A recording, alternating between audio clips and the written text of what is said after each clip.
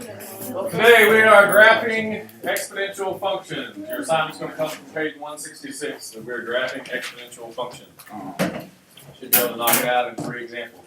Okay, graphing exponential functions. What do you guys know about exponential functions? Exponents, all right.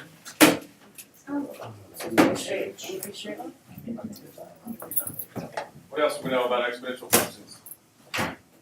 Nick? Their functions. Their functions. What does that mean, Nick? That they only have, the vertical line. Yeah. Vertical line stuff. That's the best. Close enough. Each x value has one y value. All right. Okay, we're also going to find that exponential functions are also 1-to-1. Which means each x has one y and each y has one x. So what does that tell me about exponential functions? Nope. If each x has one y and each y has one x, what does that tell me about exponential functions that we've done earlier in the year? Does that break? They're only in one. No. No. Their inverses are functions. There we go. They have inverses. Very good. Thanks. So if they have inverses, that means they also pass not only the vertical line test, but the horizontal line test. So we're going to see that about exponential functions. What else do you know about exponential functions? They're not linear. I agree with that. But you should hear the term something increases exponentially or something decreases exponentially. What does that mean? Drastically. Drastically. So you're going to see the graph increases or decreases very fast. Okay? Alright, so here's an example of an exponential function. I have f of x equal 2 to the x. So what's an identifiable feature about an exponential function? The variable is located in the exponent. So a variable located in the exponent tells you you're dealing with an exponential function. Okay? So if we don't know what a graph looks like, what's something we can do to figure out what the graph looks like? Plug in points. Make a t-chart. So let's do that. So I'm going to plug in points. So what do you want to plug in first? 0. 0 is always good to plug in whenever I don't know what's going on. So if I plug 0 in, that gives me 2 to the 0 power. Kendrick, what's 2 to the 0 power? 1. 1. Very good. Anything to the 0 power is 1. Alright, so let's plug in 1. If I plug in 1, what do I get? 2. If I plug in 2, 4. If I plug in 3, 8. If I plug in 4,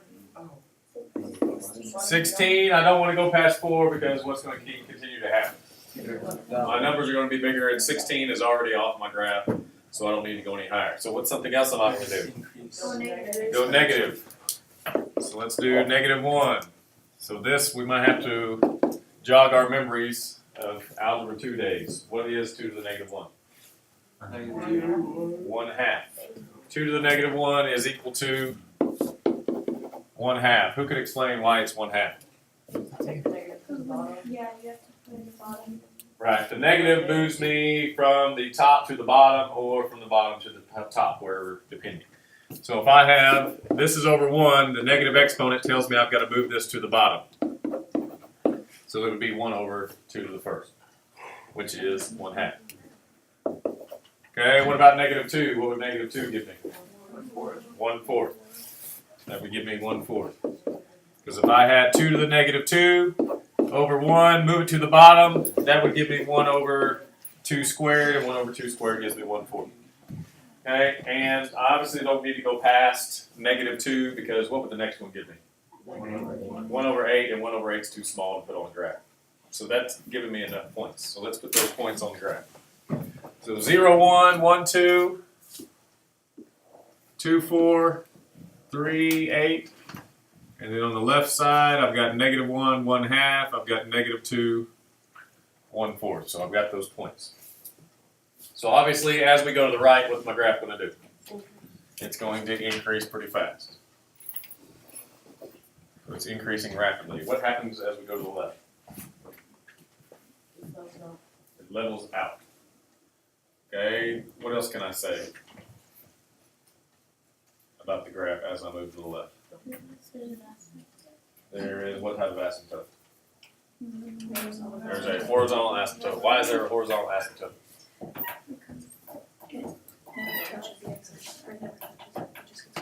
Okay, how do you know it never touches it, man?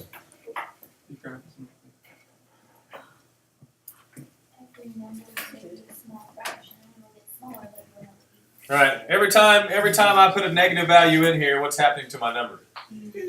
It gets smaller and smaller, but what is that number always? It's always positive. So we're just, every time I put another negative number in there, it's going to give me a positive number and a smaller positive number, which means it's going to get closer and closer to 0. So that's why we know it flattens out as we move to the left. Okay? So that's what an exponential function looks like. Okay. Say it again. Alright, but just like we've done with our other functions in the past, what's something else we can do to an exponential function? Flip it? What else? Translate it? What do you mean by translate it? Move it to the left or the right. What else?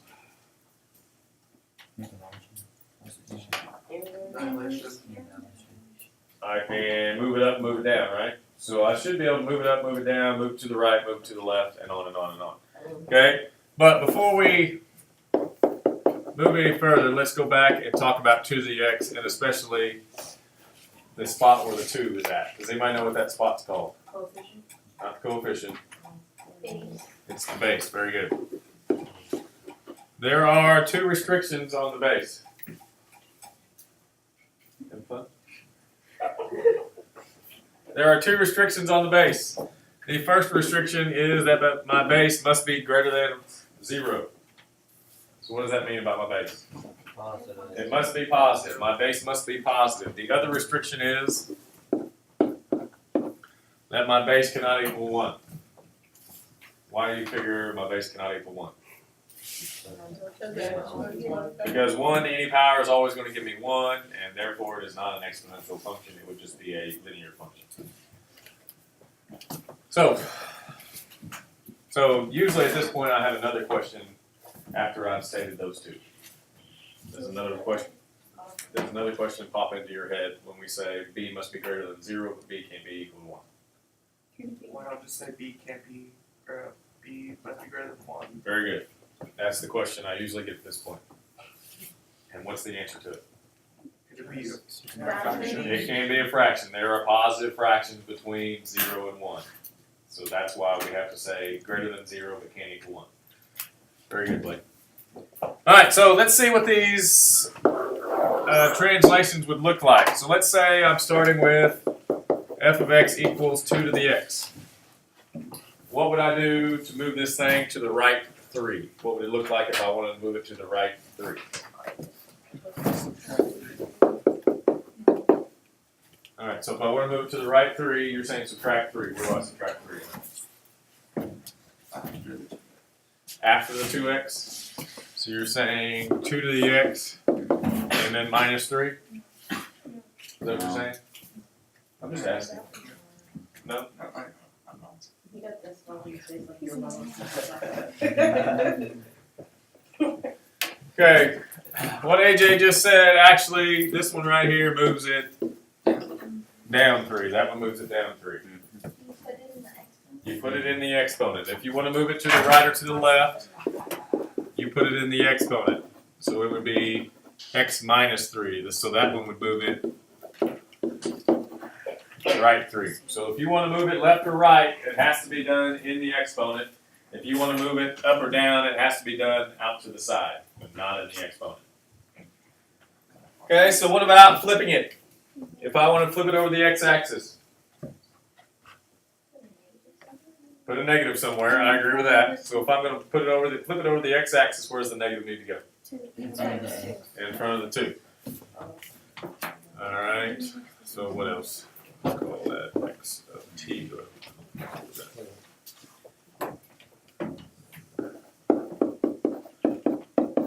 And usually after we do that, so this one flips over the x.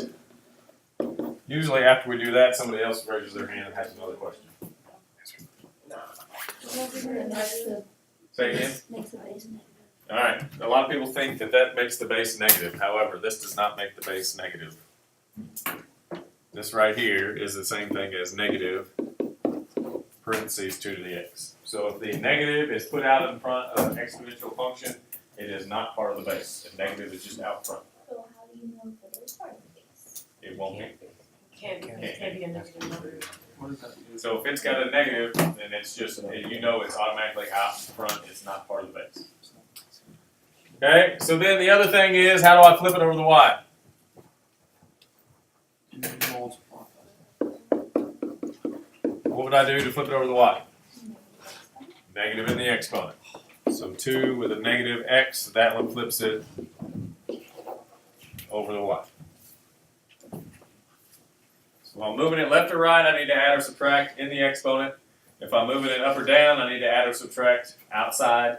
Flip it over the x, the negative needs to be in front of the base. And to flip it over the y, the negative needs to be in the exponent, in front of the x. Alright, so those are your translations. So let's take all the information we have, and I'm going to give you a step-by-step method on how to graph these things. So we'll do 2 more examples.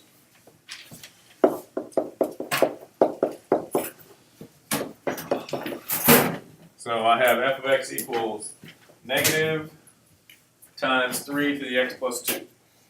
I have a negative times 3 to the x plus 2. So what do I know about that negative? It's out. It's out in front. It is not a part of the 3. Okay, so if you want to think about it, it's like that. I've got a negative, and then I've got my exponential. Alright, so what's something you think we might want to do whenever we get into graphing these things, into a routine of graphing them? Find the translations. That's exactly what we want to do first. So what translations do we see? What's going on over there? Right. I mean, left 2. Left 2. Left 2. So I know this thing is left 2. And what else? Over the x. It's over the x. Good. Okay. And what is the other thing we want to find is the horizontal asymptote.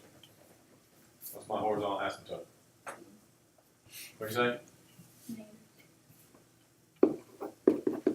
A horizontal asymptote is y equals 0. A horizontal asymptote will always be y equals 0 unless what happens with my function?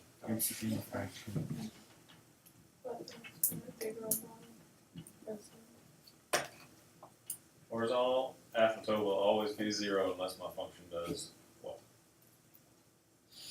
What are some of the things my function can do? Transformation, translation-wise.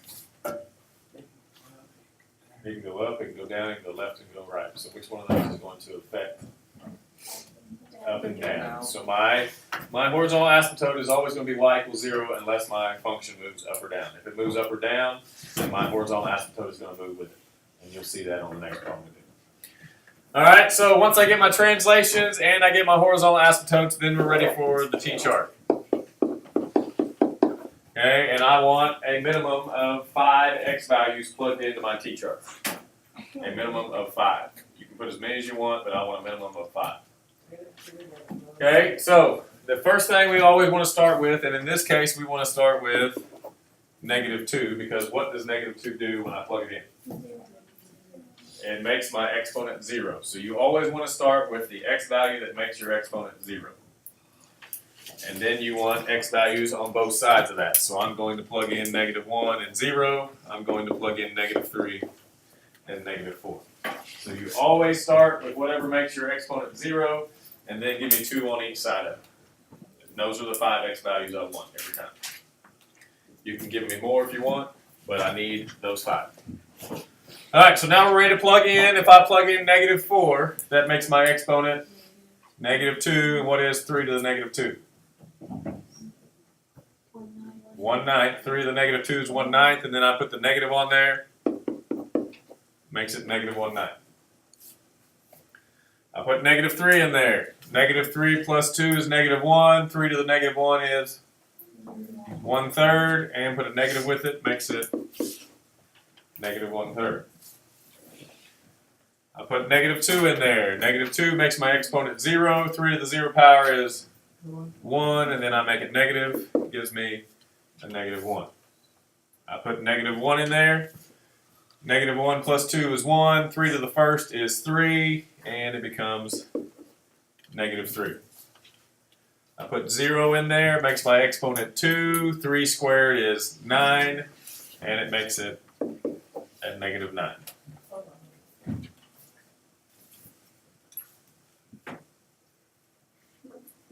Now, once I do those 5, sometimes there will be numbers that are too small or numbers that are too big to graph. For instance, in this case, I'm probably not going to graph that one because negative 1/9 is extremely small, and I won't be able to graph it. But everything else, I should be able to get pretty close to. Okay, but I still want those 5 numbers in the T-chart. When you go to the graph, you may not be able to graph all of them. Okay, so my horizontal asymptote is y equals 0. So I put that on there, and then I graph everything else. So negative 3, negative 1/3, somewhere in there. Negative 2, negative 1. Negative 1, negative 3. And 0, negative 9. From those dots and the horizontal asymptote, we should be able to tell that as we move to the right, it's going down, and as we move to the left, it should flatten off. So that's what I'm looking for when we graph exponential functions. So what's the first thing we do? Translations, horizontal asymptotes, T-chart, and how do I start with the T-chart? What makes the exponent 0, and then I want 2 x values on either side of it. Put your horizontal asymptote, put your dots on there, and graph it. Easy as that. So one more.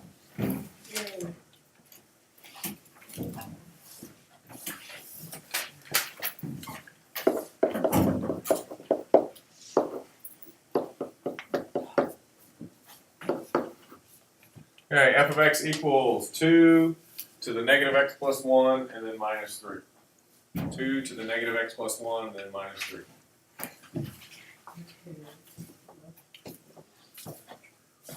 So what do we see? Down 3. Over the y. And it's going some direction 1. Which direction is it going 1? It's actually going right. Does anybody remember why it's going right? Negative. Is that negative? Anytime you got that negative, remember what do I need to do with it? I need to factor the negative out. So when I factor that negative out, then we can see why it's going to the right. Alright, what else do I want?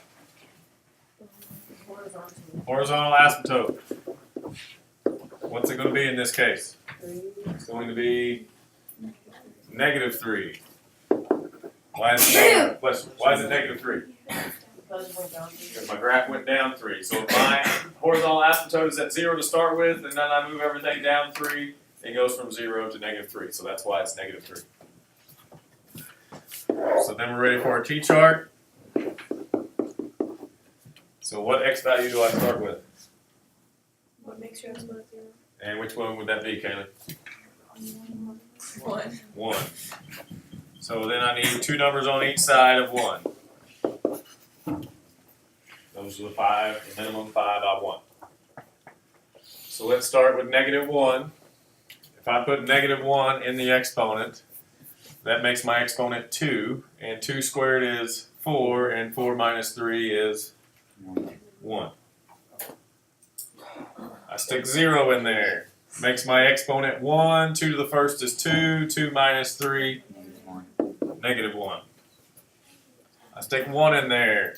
Makes my exponent 0. 2 to the 0 power is 1. And 1 minus 3 is negative 2. I stick 2 in there. Makes my exponent negative 1. 2 to the negative 1 is 1/2. 1/2 minus 3. 2.5, negative 2.5. And the last one, stick 3 in there, makes my exponent negative 2. 2 to the negative 2. 1/4. 1/4 minus 3. On the two fraction. Negative 2 3/4 or negative 2.75. So now I need my horizontal asymptote at negative 3. Okay, and it looks like all of these numbers are graphable, so we'll graph all of them. So negative 1, 1, 0, negative 1, 1, negative 2, 2, negative 2.5, and 3, negative 2.75. So what's this graph going to do? Up on the left and flatten out on the right is what I want to hear. So up on the left and flatten out on the right is what I'm looking for. So again, if I'm graphing these, what do we want done first? Translations, horizontal asymptotes, T-chart, whatever makes my exponent 0. I get all those, I put them on the graph, and we graph it. Pretty easy to do. Any questions there? Okay, on page 166, we are doing 2 through 14 even, and I will print off some graphing paper for you in just a second.